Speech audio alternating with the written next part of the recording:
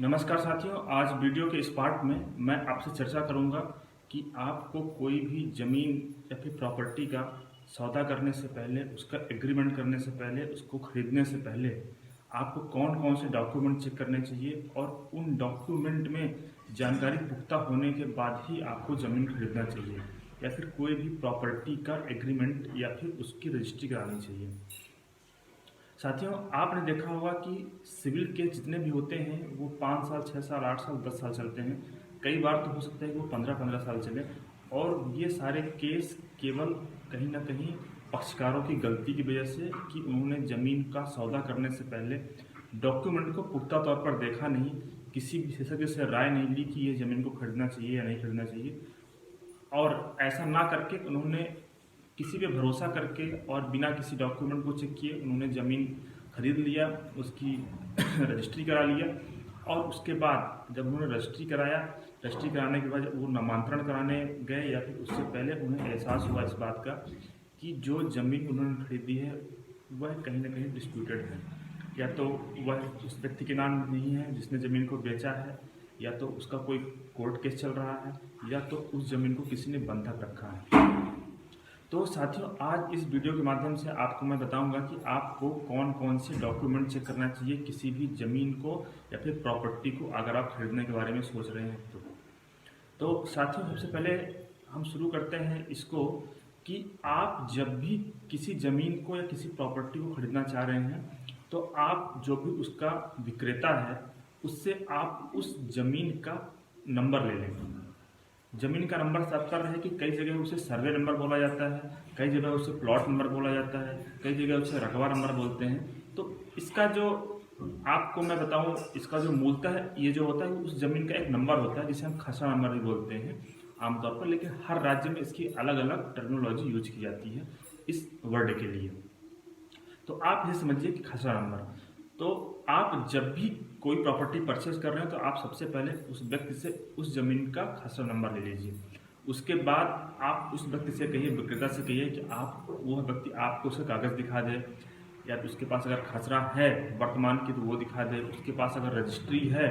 तो वह वो दिखा दे, या फिर अगर वह व्यक्ति आपको ऐसा लग रहा है कि वह व्यक्ति आपसे कहीं झूठ बोल रहा है, या फिर आपको ऐसा लग रहा है कि वह व्यक्ति भरोसे के काबिल नहीं है और आप जब इतना पैसा खर्च कर रहे हैं, अपने जीवन भर की पूंजी खर्च कर रहे हैं किसी ज़मीन को खरीदने के लिए, तो मुझे ऐसा लगता है कि आपको कुछ पैसे और खर्च करके पहले उस ज़मीन की आपको रिपोर्ट निकलवानी चाहिए कि यह ज़मीन कहीं विवादित तो नहीं है या फिर इस पर कहीं केस तो नहीं चल रहा है। तो साथियों, आपको जैसे ही खसरा नंबर उसका मिलता है, सबसे पहले तो आप उस ज़मीन की खसरा और खतौनी निकलवाइए,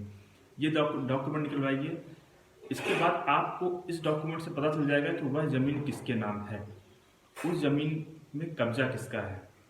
इसके बाद साथियों, आप जो उप पंजीयक कार्यालय होता है आपके ज़िले में होगा, वहाँ से उसकी पिछले 20 या 30 साल की रिपोर्ट निकलवा लीजिए। अगर आपको ऐसा लग रहा है कि यहाँ पे कहीं पर डिस्प्यूट हो सकता है तो आप 20 या 30 साल की उसकी खसरा पंचसाला निकलवा लीजिए। आपको उससे पता चल जाएगा कि यह ज़मीन कब कब किसके किसके नाम रही है। इसके बाद साथियों, आप जब खसरा रिपोर्ट देखेंगे तो खसरा रिपोर्ट में ही आपको दिख जाएगा कि यह ज़मीन कहीं किसी ने बंधक तो नहीं रखी है। बंधक मीन्स मॉर्गेज। कई बार होता है कि आपने देखा होगा कि लोग लोन लेने के लिए अपनी ज़मीन, अपनी जो प्रॉपर्टी है उसको मॉर्गेज कर देते हैं बैंक के लिए। तो बैंक कई बार उस खसरा में उस बात का जिक्र कर देता है कि हाँ, ये ज़मीन में ये यहाँ पे इन्होंने बंधक रखी है, लेकिन कई बार वो छूट भी जाता है, कई बार वो नहीं भी लिखा जाता है। अच्छा, दूसरा तरीका है इस पे आपके पास कि आप उस व्यक्ति से ऋण पुस्तिका भी देख लें, क्योंकि साथियों कई बार ऐसा होता है कि जो ज़मीन है, कोई खेती की ज़मीन है या फिर कोई रजिस्ट्री है, उस पर कुछ लोग कोर्ट से जमानत ले लेते हैं उस डॉक्यूमेंट के आधार पे। अब हो सकता है कि कोर्ट ने उस डॉक्यूमेंट के आधार पे किसी से 10 लाख की जमानत दिया हो, किसी को 5 लाख की जमानत दिया हो, किसी को 1 लाख की जमानत दिया हो। उसके बाद उस डॉक्यूमेंट पे वहाँ पे सील लगाई जाती है कोर्ट के द्वारा। तो आप देख लें कहीं ऐसा तो नहीं कि वह आपकी जो प्रॉपर्टी है उसमें जमानत ली गई है और कल को अगर आरोपी जिसकी जमानत दी गई है वह व्यक्ति उपस्थित नहीं होता है, तो कहीं ऐसा ना हो कि आपकी प्रॉपर्टी नीलाम करने की कंडीशन में आ जाए। तो आप उसकी ओरिजिनल ऋण पुस्तिका और रजिस्ट्री यह जरूर देखें, इस उद्देश्य के साथ कि कहीं यह कोर्ट में कहीं बंधक तो नहीं रखी गई है, कहीं इस पर जमानत तो नहीं ली गई है। हाँ, अगर जमानत ली भी गई है तो वह कैंसिल की जानी होनी चाहिए उसी मजिस्ट्रेट के द्वारा या फिर उसी जज के द्वारा। साथियों, इसके बाद तीसरा तरीका है यह चेक करने का कि कहीं वह जमीन बंधक तो नहीं है, क्योंकि कई बार अलग अलग बैंकों से जमीन बंधक करा ली जाती है, मॉर्गेज करा ली जाती है, जिसका कि जिक्र खसरा में नहीं रहता है। तो साथियों, उसके लिए आपको मैं एक वेबसाइट बता रहा हूँ, जो है सरसाई के नाम से है। इसका जो फुल फॉर्म है वो है central registry of securitisation asset reconstruction and security interest of India. इसे हम सरसाई के नाम से जानते हैं। सरसाई की साइट आप ओपन करिएगा गूगल में। आप जब ओपन करेंगे तो आपसे उसमें ज़मीन की डिटेल मांगी जाएगी। उस ज़मीन की डिटेल मिलने के बाद आप इंटर करने के बाद आपको यह समझ में आ जाएगा कि यह ज़मीन कहीं बंधक तो नहीं रखी गई है।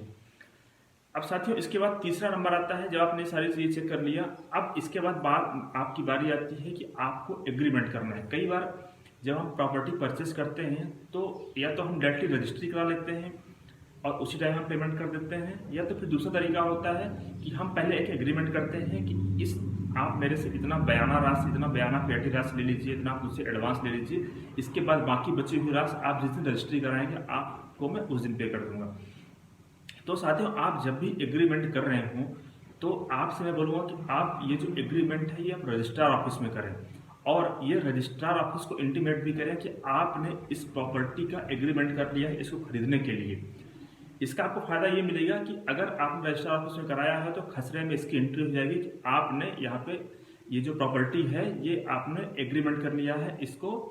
सेल करने के लिए। तो भविष्य में जब कोई दूसरा व्यक्ति इसको खरीदने आएगा तो उसे जानकारी मिल जाएगी कि हाँ, यह इस जमीन का एग्रीमेंट हो चुका है सेल करने के लिए। दूसरा है कि अगर आप रजिस्ट्रार ऑफिस नहीं जा रहे हैं तो आप नोटरी के समक्ष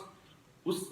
2 गवाहों को ले जाकर के एग्रीमेंट कराइए। और इस बात का आप जरूर ध्यान दें कि आप जब एग्रीमेंट कर रहे हो तो उसी एग्रीमेंट के दौरान ही आप